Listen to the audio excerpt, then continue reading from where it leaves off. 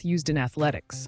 Athletics, a realm of speed, endurance, and precision, is deeply intertwined with mathematical principles to enhance performance, set records, and ensure fairness. Let's explore the role of math in athletics. Athletics uses math in speed and acceleration.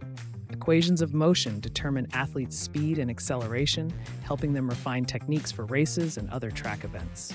Distance and timing. Measuring lap times, splits, and overall distances involves arithmetic and precise calculations, ensuring accurate performance tracking. Projectile motion. In events like javelin throw, shot put, and long jump, trajectory, launch angle, and initial velocity are calculated using mathematical models to maximize distance. Energy and force analysis. Concepts like kinetic energy, momentum, and power output are analyzed to improve athletic efficiency and endurance.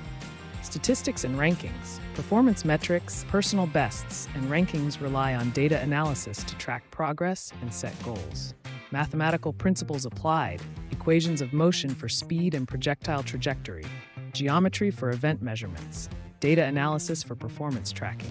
Math in athletics brings precision and strategy to the sport, enabling athletes to push their limits.